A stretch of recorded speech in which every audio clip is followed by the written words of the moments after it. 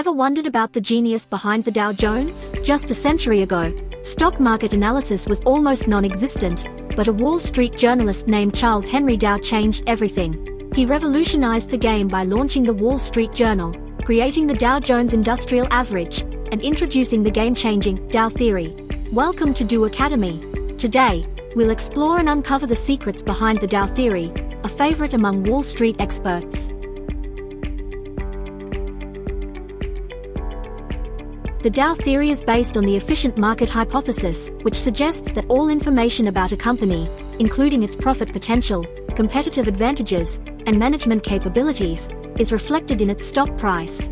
Let's say you hear a whisper about a company scoring a massive deal, set to supercharge their profits. Folks in the know will rush to buy its stock, skyrocketing its price. Even those not privy to the details will sense something's cooking by watching the price soar. Dow Theory has a simple rule.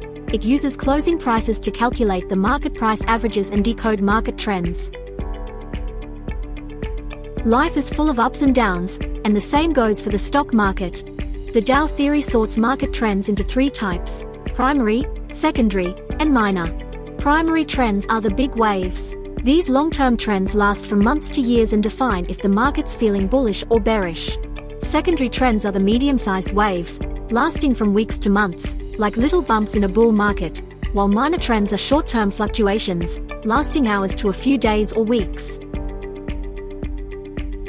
Primary trends wear two hats, one for the bull market and another for the bear market. Each trend comes in three distinct phases.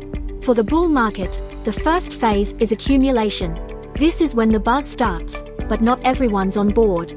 Next is public participation, when the crowd piles in as good news keeps coming. The last phase is excess, when it's a full-blown party, but the music's about to stop.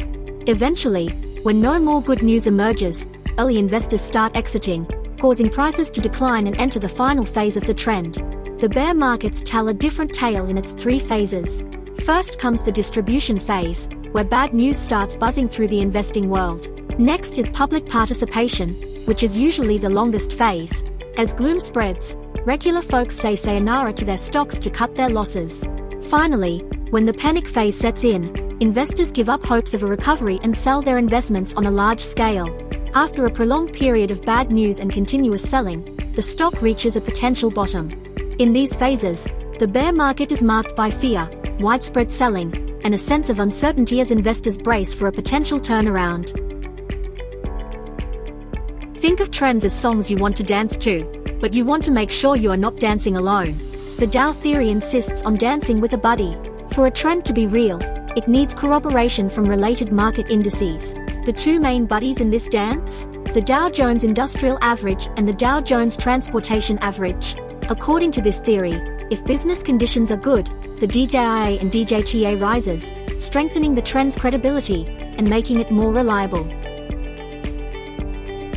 Picture volume as the market's pulse. When the market is upbeat, and prices are rising, volume dances along and goes up. But when the market gets the blues, volume slows down, like closing time at a gloomy pub. However, if prices party hard but volume doesn't groove along, it's like a market with cold feet, something's up.